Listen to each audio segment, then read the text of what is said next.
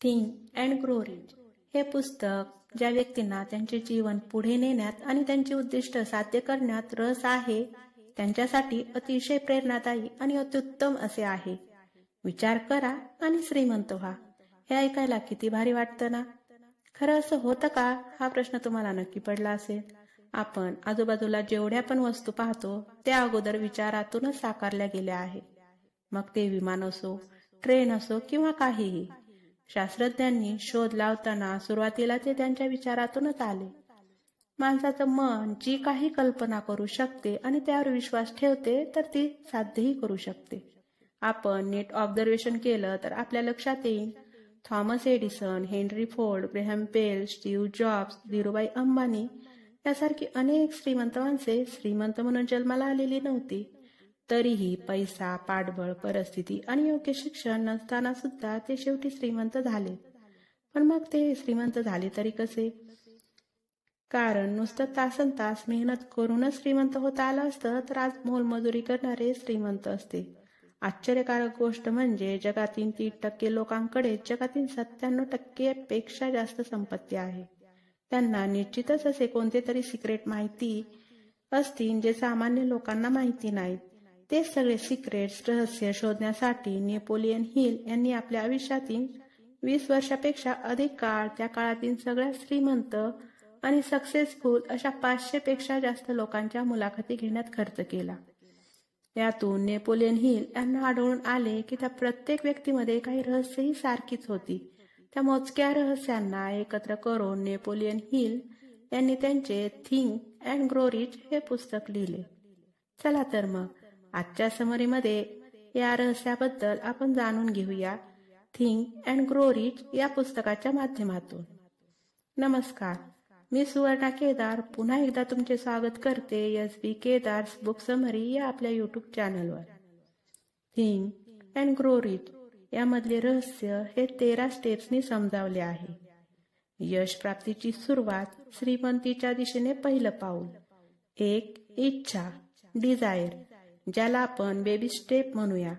आपल्याला कुठे जायचे असेल पण आपली इच्छाच नसेल जाण्याची तर काहीच होऊ शकणार नाही. सक्सेस विसरून जा. आपल्याला अनेक प्रकारच्या इच्छा असतात. माणसाच्या मनात अनंत इच्छा चालू असतात. पण त्या अनेक इच्छेमध्ये एक इच्छा अशी असते जी सतत मनात घोळत असते. सारखी सारखी मनात तीच इच्छा येते, ज्याला आपण ज्वलंत इच्छा किंवा बर्निंग डिझायर असं म्हणूया. जर तुमच्याजवळ अशी ज्वलंत इच्छा असेल तर तुम्ही प्रगतीच्या मार्गावर पहिले पाऊल टाकलेले आहे. जर तुम्ही खूप सारा पैसा कमवू इच्छित असाल तर तुम्हाला या 4 स्टेप्स फॉलो कराव्या लागतील. पहिली स्टेप्स, आपल्याला नेमकी किती रक्कम हवी आहे ते आपल्या मनाशी निश्चित करा. फक्त मला खूप पैसा हवा आहे असं म्हणणं पुरेसं नाही. रकमेचा आकडा निश्चित करा. नंतर तुम्हाला हव्या असलेल्या रकमेच्या मोबदल्यात तुम्ही परत काय देणार आहात म्हणजे त्यासाठी काय करणार आहात ते देखील निश्चित करा. किती कालावधीपर्यंत पैसा हवाय तो कालावधी निश्चित करा. यासाठी लागणारी योजना तयार करा. आता हे सर्व एका कागदावर स्पष्ट लिहा. तसेच दिवसातून किमान 2 वेळा तुमची लिखित इच्छा मोठ्याने वाचा. रात्री झोपण्यापूर्वी आणि सकाळी उठल्यानंतर हे वाचत असताना ती इच्छित रक्कम तुमच्या ताब्यात आहे या दृढ भावनेने आणि ठाम विश्वासानं ती लिखित इच्छा वाचा. ह्या स्वयंसूचना पाळणं खूप गरजेचं आहे.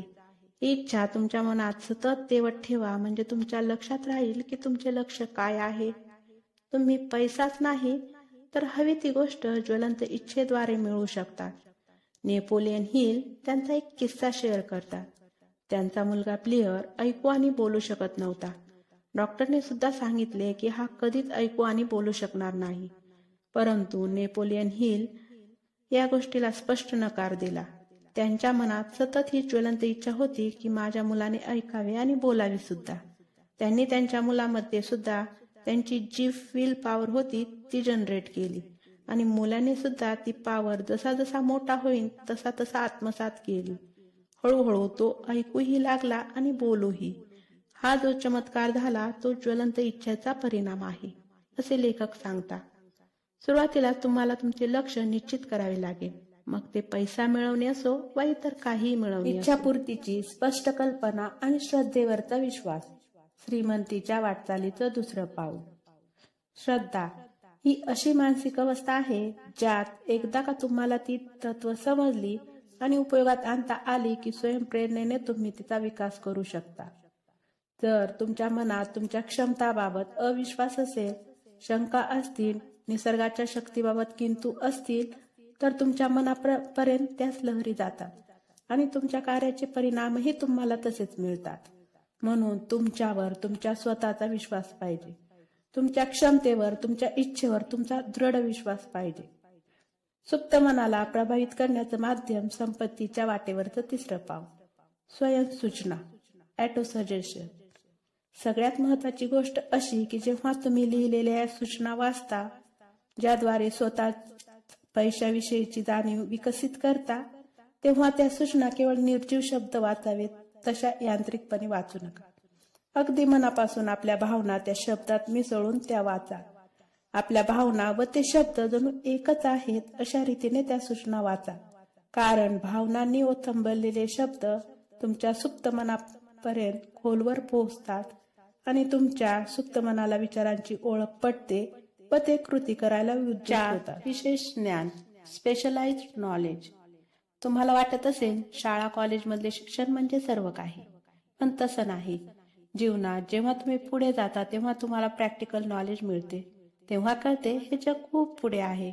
लहानपणी आपण ऐकले आहे, शिकायला वय महत्वाचं नसतं. ही गोष्ट अगदी बरोबर आहे. जे सक्सेसफुल लोक असतात ते शिकायचं कधीच बंद करत नाहीत. ते सतत शिकत असतात. स्पेशलाइज्ड नॉलेज म्हणजे नॉलेज तर असतं, पण असं स्पेशल नॉलेज पाहिजे ज्यामध्ये तुम्ही एक्सपर्ट व्हा. तुम्हाला आवश्यक असलेले ज्ञान जर तुम्ही अजून जास्त सखोलतेने मिळवायला विचार करत असाल तर ज्ञान मिळवण्याचा हेतू सर्वात आधी निश्चित करा आणि विश्वसनीयरित्या आणि योग्य ज्ञान कुठे मिळेल याची माहिती मिळवा. 5. कल्पना, इमॅजिनेशन. माणूस ज्याची कल्पना करू शकतो त्या प्रत्येक गोष्टीची निर्मितीही करू शकतो. आपल्याकडे एक म्हण आहे, इच्छा तिथं मार्ग. तुम्हाला एखादी गोष्ट करण्याची तीव्र इच्छा असेल तर तुम्हाला त्यासाठीचा मार्ग नक्कीच सापडतो. तुम्हाला जे मिळवायचे आहे तर तशी कल्पना करा. जेव्हा त्याला दृढ आणि ज्वलंत इच्छेचे पाठबळ पुरवतो, सातत्याने त्याचा पाठपुरावा करतो, तेव्हा त्या हेतुपूर्तीसाठी जीवनातल्या सगळ्या शक्ती मदतीला येतात आणि आपली इच्छा साकार रूप घेते. अशा प्रकारे आजच्या समरीमध्ये आपण काही महत्त्वाचे टॉपिक्स कव्हर केले आहेत. आवडल्यास सबस्क्राईब नक्की करा. धन्यवाद.